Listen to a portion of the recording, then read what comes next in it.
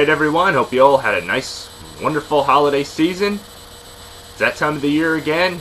Yep, time to sum up the best, and obviously with the movies, video games, most underrated movies, and of course finishing up with the most anticipated movies and video games looking into 2018. So, let's start with what I think the best movies of 2017 are. Top 10 with, well, several honorable mentions here and there. So, here we go, starting with number 10, Guardians of the Galaxy Volume 2. Alright, well, I'm going to mention this a lot, I know, I'm going to sound like a broken record, but I already reviewed this one, but to keep it short, sweet, to the point, it's a really good follow-up. Okay, some may argue it may not be as good as the first one, and I agree with that on some aspects. It's a little bit longer, there's a lot going on in it, and, well, but I think all the characters, all the humor, and everything is all there. There's plenty of eye candy, which can get a little bit CG-ish for some parts, and some parts may be a little silly. And, you know, it's obviously setting up a lot for what's coming up next in the Marvel Cinematic Universe, but I think it does a great job. You know, as I said, it may not be as good as the first, but I think if you enjoyed the first one, check this one out if you got the chance. If you didn't like it, fine. But I'd say it definitely shows that it could be out of this world. Number 9, Dunkirk. Yep. As I mentioned before, my most anticipated movie list, and I apologize I didn't give a review on this one, since it is a Christopher Nolan film, and thank the Lord, I worried for nothing about him doing his first World War II related movie based on a supposed true story. Yeah, it's great. He once again delivers, and yeah, as you expect, it's, you know, very complex. You know, it's got like 3 different stories, you know, viewpoints at the same time, and it all adds up at the same time. And unlike his other films that he directed before, it's not over 2 hours. In fact, it only goes about an hour and 45 minutes. So, it's one of those films like all his others that require multiple viewings, and you'll start noticing more and more things, and it comes together. It all adds up, as I said before. It's got most of the original actors that he usually collaborates with before, and some new actors that you may notice that you've probably seen, like the actor from Bridge of Spies who got the Oscar, you know, as the Russian spy, and so forth. So, yeah, it's definitely great. It's definitely got a great complexity to it. I didn't see it in IMAX, so I did hear it was worth it to see it in IMAX, but I'd say whether you see it in IMAX or not, or whether you watch it on TV or on DVD or whatever, it's a great Christopher Nolan entry. Definitely shows that he still got it. Number 8, Thor Ragnarok. Alright, well, has Marvel struck out yet? Maybe once or twice, but this one, thankfully, they don't. And if you, especially after Thor the Dark World, thankfully worry for nothing.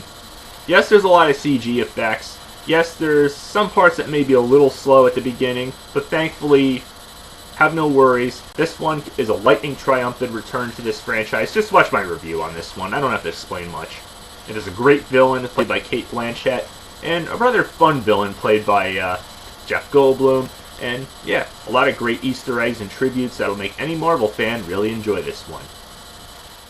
Number 7, War for the Planet of the Apes. Another one that I reviewed, and a great continuation, but a rather sad and, you know, kind of slower pace, and definitely very depressing, you know, entry in this trilogy. Yeah, this is part of the trilogy. You know, the first one was a great reboot after the crappy Tim Burton remake. A lot of the effects, again, are CG-ish and everything, but Andy Serkis once again proves that he's well worth it to play the part of Caesar himself. I mean, yeah, he played King Kong in the Peter Jackson remake, so yeah, he's got a monkey in him right there, so, but he ain't monkeying around in this one. This is a rather sad story, so you could argue it's not much war going on, but it's more or less prison of war type of film.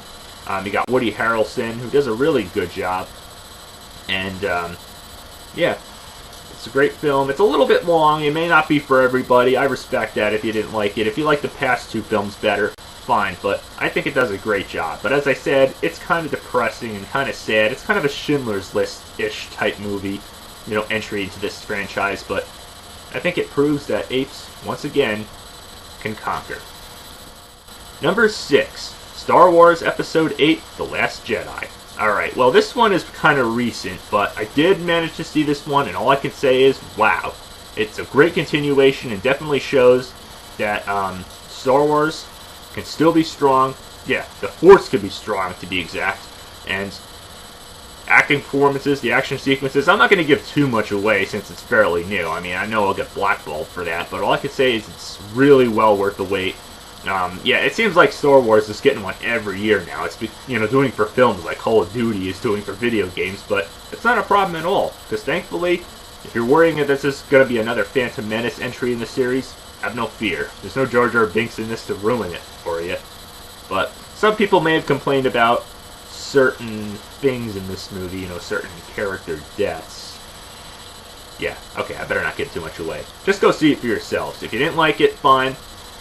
But I enjoyed the living hell out of it. It's over 2 hours, but come on. Which Star Wars film in this whole franchise wasn't, right? Number 5, Logan. Alright, well, as I said, Marvel has not struck out at all within the past few years, and especially not this year. And with this film, I was a little bit iffy with. Yes, of course, as I mentioned before several times with my last couple entries in this list, I did review this one, and I was a little iffy seeing that it's more darker toned, and it kind of reminded me of Last of Us, the video game, on PS4 and PS3. But thankfully, I worried for nothing about that because it's a great entry. Wolverine finally gets the R-rated film that he deserves.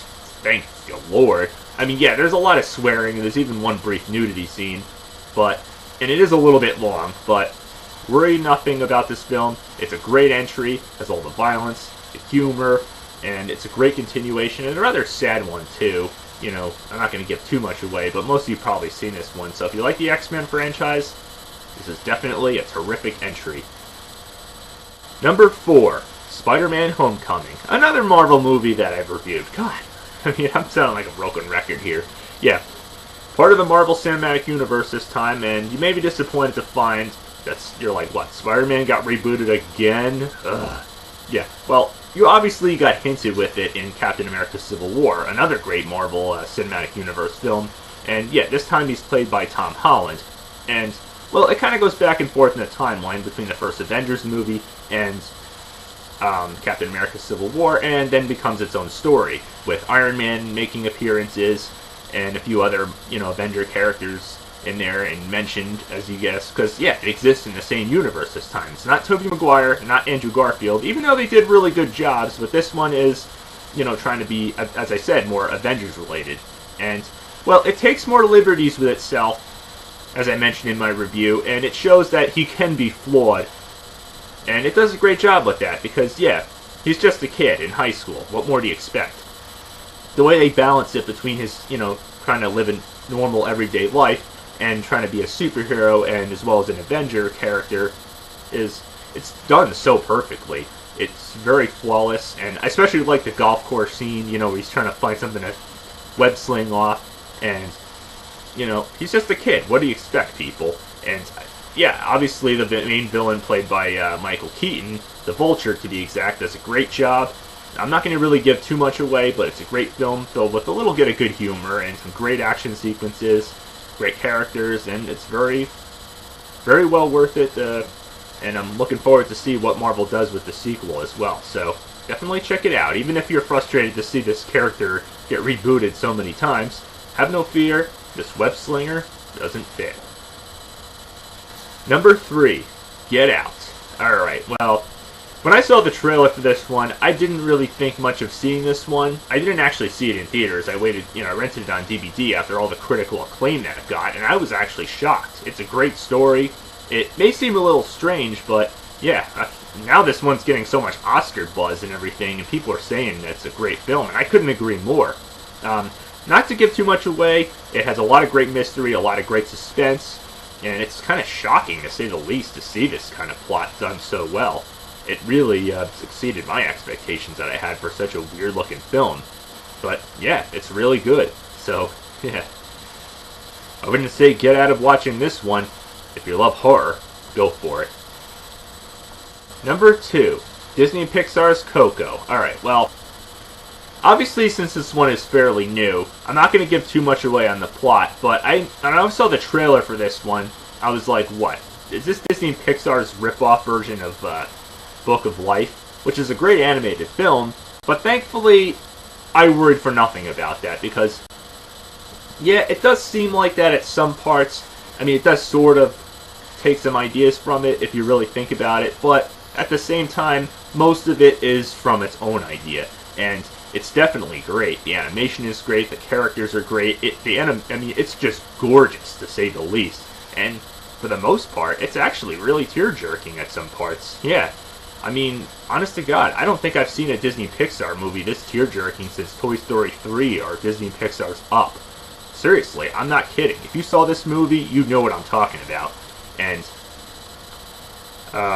yeah, it has an interesting twist and turn. Like I said, I'm not going to give anything away. Just go see it, and you'll know what I'm talking about. If you like Disney and Pixar's past films, this one could not be missed. And all I could say is, I'm smelling an Oscar nomination at least for this one. Or possibly a win, even. Yes, I know the Olaf's Frozen Adventure was premiered before it, but I think as far as I know, most theaters removed it because it pissed a lot of people off. And it is common that a lot of Disney films have animated short films before, but they're usually no more than 5 minutes. But this was like 20 minutes, which was a little excessive, and I couldn't agree more. Even though I did enjoy it, it really should have been direct-to-TV in the first place, which they eventually did. It premiered on ABC several times already. So, yeah, just watch it on that channel. But otherwise, Disney and Pixar's Koko, great film. Definitely shows that Disney and Pixar can still make great films. Alright, well, before I get to number one spot, I might as well do a few honorable mentions. It. Yeah, the 2017 remake, obviously. The famous Stephen King novel, and I was a little bit iffy seeing that they were remaking a famous Stephen King movie, especially after Carrie and especially after Dark Tower, which wasn't really anything too special. But thankfully, this one I worried for nothing because yeah, the original It was a direct-to-TV release, part of the miniseries, and it was it was okay, but it was very long, and this one was a little long too, but thankfully, they did this at a much steadier pace, and it didn't go back and forth between, the main character's childhood and, adulthood, obviously. So, it became less confusing, and yes, obviously it is setting up for a sequel, spoiler alert there, but I think the guy who plays Pennywise did a really great job. And I did enjoy Tim Curry as well, but this one takes a different approach, and you could argue the characters are a little stereotypical, and yes, they do swear a lot too. Yes, there's a lot of swearing, so it's not R-rated for a dumb reason, but I think they're very likable characters, kind of a Goonie-ish type, if you get my point. So, yeah, it's a great film, and if you're worried about this one, thank God you don't have to worry for nothing. It's a really good remake, trust me. It definitely shows that clowns can still be scary. Split.